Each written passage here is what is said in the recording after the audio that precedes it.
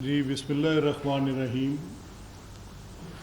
میں آج آپ سب احباب کا تہ دل سے مشکور ہوں. ہمارا یہ ایک سلسلہ تقریباً ماہوار چلتا رہتا تھا. اس میں کافی تعطل آیا ہوا تھا. کافی دنوں سے ہم میٹ دا پریس کی بات کرنے پہ بیٹھ رہے تھے، لیکن اتفاق ایسا ہے ایجنڈا بھی کافی رہا آپ کے سامنے. اسمبلی کا سیشن آلموسٹ کافی دنوں سے چل بھی رہے اور کافی اس میں لیجسلیشن بھی تھی. ایک ہی ہے کہ بڑی شاندار لیجسلیشن ہوئی جس میں چائلڈ میرج ایکٹ جیسے قوانین بھی آئے اور بھی جو عوام الناس کی فلاح کے کتنے قوانین ہیں سارے. اور اسمبلی کا انٹرسٹ بھی آپ نے دیکھا. الحمدللہ I can say it very proudly now that members اس میں اپنا پورا بھرپور کردار ادا کرتے ہیں، چاہے امینڈمنٹس ہوں چاہے کوئی اور چیز ہو. یہ سارا اب آپ کے سامنے ہے، آپ خود اس کا مشاہدہ کرتے ہیں، آپ اس کو رپورٹ کرتے ہیں ڈیلی. تو یہی اس کی ڈیموکریسی ایٹ ورک کی ٹرو سینس یہی ہے. اور جو کمیٹی سسٹم کام کر رہا ہے بڑا شاندار کام کر رہا ہے. اس میں پالیسی میٹرز پر اور اس میں جو پارلیمنٹری اوور سائٹ ہے اس کو بڑے بھرپور انداز میں شاندار طریقے سے اور بڑے ایک پارلیمانی مینر میں، اس میں کوئی کسی کی تحقیر نہیں ہو رہی، کسی کے ساتھ کوئی بات چیت میں ایسی کوئی آپ کے سامنے یہ سارا لائیو کور ہوتا ہے. اور اس میں کبھی آپ نے کوئی ایسے ایپیسوڈز نہیں دیکھے ہوں گے جس میں کوئی تکار جیسی چیزیں ہوں. And I am really happy the conduct the members are having, the conduct the government is having. تو اس کو ڈیموکریسی ایٹ ورک کہتے ہیں، جب ادارے ایک دوسرے کو کمپلیمنٹ کر رہے ہوں، حکومت، اسمبلی، یہ ساری چیزیں مل کر عوام کی فلاح کے لیے کام کر رہے ہیں. اور میں کل یہ بات میں نے دو مواقع پر کل بھی کہی ہے اور آج آپ کے سامنے بھی رکھتا ہوں. دیکھیں، حکومتیں دو طرح کی ہوتی ہیں. حکومتیں کبھی صرف گورننس پہ بھی فوکس کر لیتی ہیں اور وہ گورننس کے بڑے ایک اسٹیریو ٹائپ سیٹ پیٹرنز ہوتے ہیں جن پہ حکومتیں کام کرتی ہیں. لیکن وہ لیڈرشپ جو سوشل ریفارمر کے طور پہ کام کرے، اور میں اس کو سبسٹینشیٹ ایسے کرتا ہوں کہ دیکھیں ہمارا جو پنجاب کا ابھی، کیونکہ میں دیہات کا رہنے والا آدمی ہوں اور میں روز اپنے دیہات میں جب جاتا ہوں تو مجھے پہلے ایسے لگتا تھا کہ شاید گندگی میرا مقدر بن گئی ہے. یہ اوپن ہیپس، یہ جو 70-72 سال سے 75 سال سے جو اوپن ہیپس لگی ہیں، ڈھیر لگے ہیں کوڑے کے، کچرا کنڈیاں بنی ہوئی ہیں، یہ شاید میری زندگی کا حصہ بن گئی ہیں، میرا مقدر تھی ہیں. اور میں اپنی پوری کوشش کے باوجود بھی اس کو ٹھیک نہیں کر پا رہا تھا. مجھے سمجھ نہیں آتی تھی یہ کیسے ہوگی. انفرادی سطح پہ اپنے گھر کے قریب، اپنے گاؤں کے قریب کوئی ایفرٹ اگر کر بھی لیتا تھا، لیکن عملی طور پہ جب تک اس میں ایک پولیٹیکل ول اور ایک اس کے اوپر ڈیسیجن اور اس کی فنڈنگ نہ ہو تو ہو نہیں سکتا. تو دیکھنا صرف یہ تھا کہ کیا اس کو میں ایکسیپٹ کر بیٹھا ہوں کہ یہ میری وے آف لائف ہے، یا میری لیڈرشپ یہ فیصلہ کرے گی کہ this could not be my way of life, یہ میری وے آف لائف نہیں ہو سکتی، یہ گندگی میرا زندگی گزارنے کا طریقہ نہیں ہو سکتا. تو اب میں یہ بات پورے وثوق سے کہہ سکتا ہوں، اور شکریہ گورنمنٹ آف پنجاب، شکریہ چیف منسٹر پنجاب کہ آپ نے یہ فیصلہ کیا. اور یہ سوشل ریفارم ہے، یہ بیسکلی ایک سیوک سینس ہے. جو حکومت اپنے شہریوں کے لیے سیوک سینس کریٹ کرے، اس کو میں سمجھتا ہوں کہ وہ سوشل ریفارم کے سفر پر گامزن حکومت ہے. یہ کوئی چھوٹا کام نہیں ہے. انویسٹمنٹ کا آپ دیکھیں کتنی بڑی انویسٹمنٹ ہے. اس وقت پنجاب کے سارے ڈسٹرکٹس، پنجاب کی ساری تحصیلیں، ان سب کے اندر واٹر ٹریٹمنٹ پلانٹس لگ رہے ہیں. وہ ٹریٹمنٹ پلانٹس جو سیور کے اور ڈرینیج کے گندے پانی کو صاف کریں گے. یہ کبھی تصور ہو سکتا ہے؟ یہ چھوٹے موٹے شہر نہیں ہیں. آپ سب جاتے ہیں، لاہور سے باہر نکلتے ہیں اور دیکھتے ہیں جا کر. تو میں اس کو لے رہا ہوں، اس کو میں ایک اس خاکے میں دیکھ رہا ہوں کہ یہ ایک سوشل ریفارم ہے. اور جب یہ چیزیں اسمبلی میں آتی ہیں، جب ان کی لیجسلیشن اسمبلی میں آتی ہے، جب یہ کمیٹیز کے سامنے جاتے ہیں، تو تھریڈ بیئر ان پر بات ہوتی ہے. آپ کو یاد ہوگا کہ اسی ہاؤس میں ہم نے ستھرا پنجاب کے نام سے ایک اسپیشل سیشن کنوین کیا تھا، جس میں اس وقت بڑے اسکیپٹیکل تھے سب لوگ. بڑی باتیں لوگوں کے ذہن میں سوالات تھے، جس کو بڑے اچھے ڈائنامک منسٹر ہیں ہمارے لوکل گورنمنٹ کے، بڑے اچھے آدمی ہیں. ذیشان رفیق صاحب، انہوں نے آ کے بڑی تفصیل سے بات کی. تو میں سمجھ رہا ہوں کہ جب ادارے کمپلیمنٹ کرتے ہیں، جب ادارے فارورڈ ٹوگیدر کے طور پہ چلتے ہیں، تو وہ چھوٹی سطح سے، چاہے وہ صفائی کا کام ہو، سے بڑی سطح تک، چاہے وہ آپ کی سفارتکاری ہو، آپ کے ملک کی سیکیورٹی ہو، تو وہ پھر مل کر جب کام کرتے ہیں تو پھر اس میں ان کو عوام الناس کی حمایت بھی حاصل ہوتی ہے، اور اس میں وہ پھر بڑے بڑے اپنے وہ فیصلے جن کے ساتھ دنیا کے اندر چیزیں طے کرنے میں آپ کو معاملات، مثال کے طور پہ جیسے میں نے آپ سے ایک چھوٹی اگزامپل پہلے کی کہ جب یہ پوری آپ کی ایگزیکٹو آرم، آپ کی پوری لیجسلیٹو آرم، آپ کی گورنمنٹ، یہ سارے پورے مل کے کام کرتے ہیں، تو وہ چیزیں جو مجھے میری وے آف لائف پر سوالیہ نشان اٹھا رہے تھے، جب آپ بڑے کاموں میں جاتے ہیں، لیٹ سے کہ آپ کی ڈپلومیسی ہے دنیا کے ساتھ، تو ہمارے سامنے ریسنٹ پاسٹ میں 1 سال پہلے کی بات ہے، آپ کے مشاہدے میں ہوگی ساری بات، آپ کی یادداشت میں ہوگی، آپ کے حافظے میں ہوگی.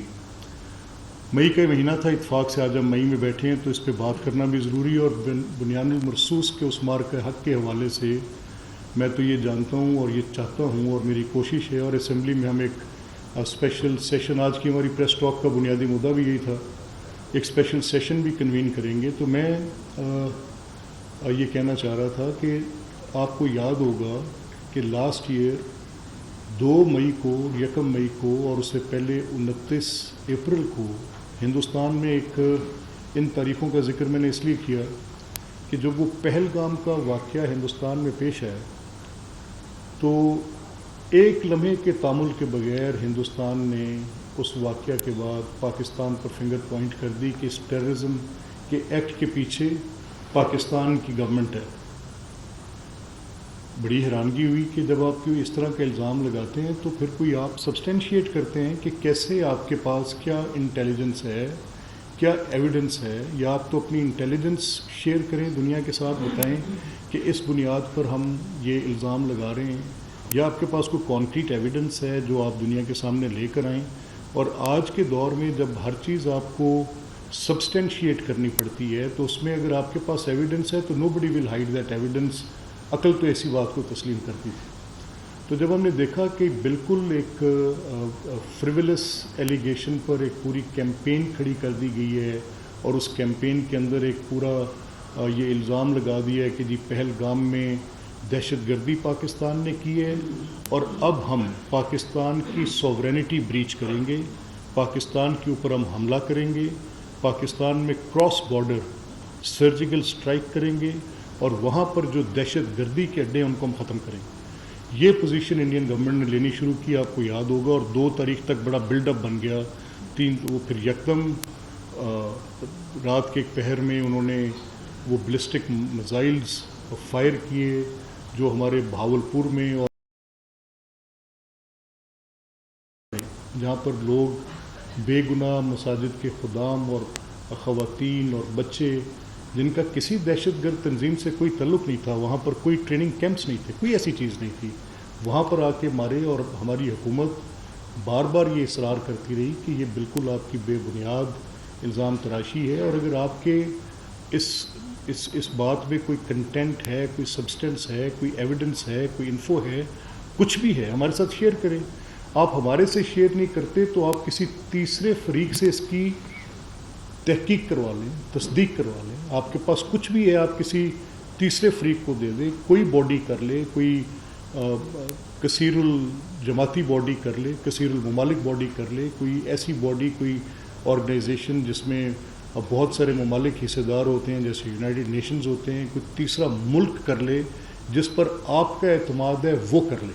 اب یہ ایک بہت بڑی پوزیشن تھی جو حکومت پاکستان نے، شہباز شریف صاحب نے، جناب وزیر اعظم پاکستان نے ایک بہت بڑی پوزیشن لی، اور پوزیشن یہ لی کہ یہ اس میں اب آپ اس کی انویسٹیگیشن کریں اور آپ کسی تیسرے فریق سے کرائیں. یعنی میں آپ کے دیے ایویڈنس کو ریفیوٹ کروں گا، آپ ایک ایویڈنس ایسا دیں گے جس سے میں ایگری نہیں کروں گا، آپ کی اور میری دونوں کی پوزیشنز ڈفرینٹ ہوں گی، تو لیٹ اے تھرڈ پرسن، 2 فریقین میں تنازع ہے تو کسی تیسرے کو دونوں فریقین کے تنازع کو دیکھنے میں کہ غلطی پر کون ہے، کس نے یہ جرم کیا ہے، کس نے یہ دہشت گردی کی واردات کی ہے، کس نے یہ زیادتی کی ہے، تو کسی تیسرے فریق پر آپ یہ معاملہ ڈال دیں اور اس کو ایسے دیکھیں. اس پر کوئی رسپانس نہیں آیا.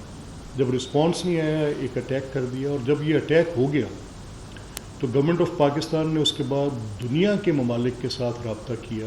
ہمارے وزیر اعظم صاحب نے, ہمارے وزیر خارجہ صاحب نے, وردی فیلڈ مارشل نے دنیا کے ممالک کے ساتھ رابطہ کیا, اور رابطہ کر کے اپنی یہ پوزیشن, اس میں چاہے اسلامی ممالک تھے, اس میں چاہے یورپین کنٹریز تھیں, اس میں چاہے یونائٹڈ اسٹیٹس تھا, اس میں ٹرکی تھے, چین تھا, دنیا جہان سے بات کر کے انہوں نے بتایا کہ دیکھیں یہ تو بے بنیاد الزام لگا رہے ہیں. اس موقف کی بھی عالمی سطح پر, جو کہ ہندوستان کا ایک الزام کا موقف تھا, اس میں ثبوت کا نہ ہونا اور پاکستان کا اپنے مقدمے کو بڑا شاندار طریقے سے لڑنا, تو یہ اس کا ایک پہلو تھا. اب جب سیکیورٹی کی بات آئی تو ہماری D G I S P R آئے, جب انہوں نے اسٹیٹمنٹ دی آ کے تو میں بھی وہ سن رہا تھا, جیسے پوری قوم کی نظریں ٹی وی پر لگی تھیں. اور یہ ایک بات ہے, ہم سنتے رہے ہیں کہ جنگوں میں سب سے پہلا قتل جو ہوتا ہے وہ سچ کا ہوتا ہے. یہ آپ نے بھی یو ایس اے ایران وار میں بھی ایکسپیرینس کیا ہوگا. آپ نے یہ پاکستان انڈیا کانفلکٹ جب تھا تو آپ نے انڈین میڈیا کو دیکھا ہوگا. انڈین میڈیا نے لاہور میں ایک بندرگاہ بنا دی, انڈین میڈیا نے چونیا کو ون اوور کرا دیا, انڈین میڈیا نے کئی ہمارے ہوائی اڈے تباہ کرا دیے. انڈین میڈیا نے ایک وار مانگرنگ اور ایک فالس رپورٹنگ تھی, جس میں وہ جو ایک ہم سنتے آئے تھے کہ جی جنگوں میں جو سب سے پہلا قتل ہوتا ہے وہ سچ کا ہوتا ہے, تو اس کی پوری تصویر تو میں وہاں ملتی تھی. اب پاکستانی میڈیا نے کیسے رسپانس کیا؟ میڈیا نے کیسے رسپانس کیا کہ پاکستانی میڈیا نے بالکل ایک وار مانگرنگ کی صورتحال, ہمارے اینالسٹ بیٹھتے تھے, بڑی ریشنل بات کرتے تھے, ہمارے لکھنے والے پرنٹ میں لکھ رہے تھے اور بڑی دیانتداری کے ساتھ یہ لکھ رہے تھے, جس میں وہ ان کی فوج کا حجم بڑا بتاتے تھے, جنگ کے نقصانات بتاتے تھے, اور یہ تفصیل بتاتے تھے کہ اگر آپ سوورینٹی کسی کی بریچ کریں گے تو اس میں size of this army will not matter, یہ تو پھر جنگ کا نقصان ہوگا, نیوکلیر ممالک کے درمیان جنگ کس طرح کے نتائج دے سکتی ہے, اس پر بات کرتے تھے. وار مانگرنگ نہیں تھی, یہ میں پوری ذمہ داری سے کہہ سکتا ہوں. تو پھر جب آپ کی میڈیا, آپ کی گورنمنٹ یہ جب اس طرح کا رسپانسبل بیہیویئر دے رہی تھی, تو جب میجر جنرل احمد شریف چودھری اپنی پریس کانفرنس ہمارے D G I S P R کر رہے تھے تو میں بھی سن رہا تھا, تو انہوں نے ایک بڑی لاؤڈ سٹیٹمنٹ دی, بہت ہی لاؤڈ سٹیٹمنٹ. مجھے یاد ہے غالباً یہ پاکستان پر حملے کے بعد 5-6 تاریخ کی درمیانی رات تھی یا 7 تاریخ تھی, تو اس پہ انہوں نے کہا کہ دیکھیں یہ حملہ تو اب آپ نے کر دی ہے, بے بنیاد الزام کے ساتھ کیے, ایسے اقدام پر کیا ہے جس کے ساتھ پاکستان کا تعلق کوئی نہیں. پہلگام واقعے میں پاکستان کا کوئی تعلق واسطہ نہیں آیا. دیکھیں آج 1 سال گزر گئے, 1 سال کے گزرنے کے بعد بھی ابھی تک کوئی ایویڈنس ایسا جو کہیں پر شیئر کیا گیا ہو قطعی طور پہ کسی جگہ پر, کسی فورم پر, کسی جگہ پہ کوئی اس کی کوئی حیثیت نہیں ہے اس الزام کی.